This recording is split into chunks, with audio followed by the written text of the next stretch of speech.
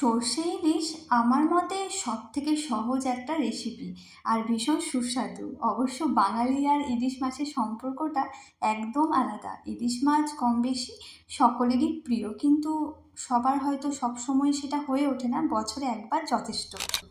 তোমাদের আর শেখাতে হবে না, আমি জাস্ট শেয়ার করলাম। আমার গ্যালারিতে ছিল সর্ষে ইলিশের রেসিপিটা, তাই ভাবলাম শেয়ার করি। প্রথমে তো নুন হলুদ মাখিয়ে নিয়েছি, তারপর সর্ষে যতটা পরিমাণ লাগবে, সর্ষে পোস্ত 2 চামচ পোস্ত আছে, আর সর্ষে আছে কালো সাদা সর্ষে মিশিয়ে, তার সঙ্গে পোস্ত।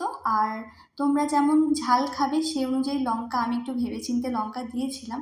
আমরা ভীষণ ঝাল খাই, কিন্তু শুভদীপদা একটু কম ঝাল খায়, তাই একটু ভেবেচিন্তে আর একটু নুন দিয়েছিলাম, যাতে কি সর্ষেটা তেতো হয় না, আর বাটাটাও খুব ভালো।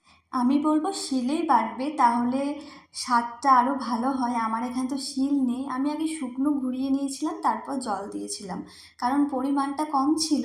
তো দেখো, আর আগে আমার একটু সর্ষে বাটা ছিল, মনে আছে আমি কলা পাতা মোড়ে পাতুরি বানিয়েছিলাম সেদিনকারই ভিডিও, তার 2 দিন পরেরই।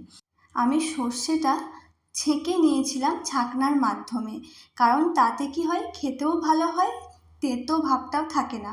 শুধু সর্ষে ইলিশ নয়, আমি সর্ষে মাছ বানালে আমি সর্ষেটা এভাবে ছেঁকে নিই। তো এই যে ফরচুন, ফরচুন ছাড়া আর কী হতে পারে বেস্ট সর্ষে মাছের জন্য বা সর্ষে ইলিশের জন্য। আমি তেলটা গরম করে তার মধ্যেই হলুদ দিয়েছিলাম। তোমরা বলবে কেন, হলুদ দিলে তো তেতো হয়ে যায়, কিন্তু আমি বলবো একদমই না, তেতো হয় না।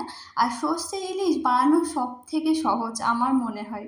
কিছু কোনো হ্যাপা নেই, চাপ নেই। তেলটা গরম করে আমি হলুদটা ভালোভাবে দিয়ে মিশিয়ে নিলাম, তারপর আমি সর্ষেটা দিয়ে দিলাম, এরপর আমি ফুটিয়ে নেব।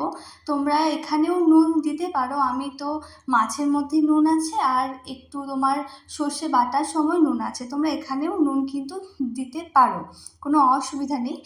ভালোভাবে এটা নেড়ে নেবে, তারপর তোমরা মাছটা ফেলে দেবে।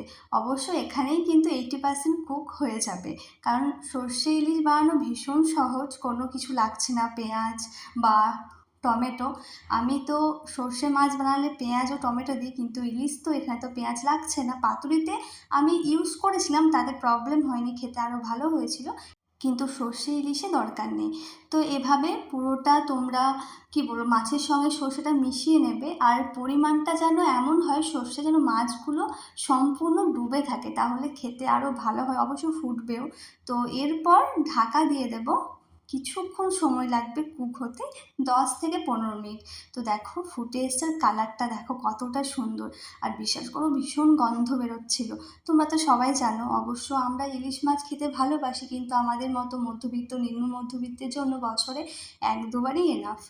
এরপর যখন কুক হয়ে যাবে, গন্ধ ছাড়বে, বুঝতেই পারছো তোমরা এখন রান্নায় পারদর্শী, আমার থেকে তো অনেক পারদর্শী। তারপর 4টে লঙ্কা দিয়ে আমি এরপর নামিয়ে দেব। তো তোমরা জানিও কেমন লাগলো। অবশ্য তোমরা হয়তো অনেকেই এভাবেই রান্না করো, বা অন্যভাবে, যদি কেউ অন্যভাবে রান্না করে থাকো আমায় কিন্তু জানিও, তাহলে আমিও অন্যরকম কিছু একটা শিখবো, শেখার তো কোনো শেষ নেই। এরপর গরম গরম ভাতে সর্ষে ইলিশ, সঙ্গে একটু আলু সিদ্ধ ছিল, আর একটু হয়তো লাউয়ের তরকারি ছিল মাছের মাথা দিয়ে। তো তোমরা জানিও কেমন লাগলো। সবাই খুব ভালো থেকো।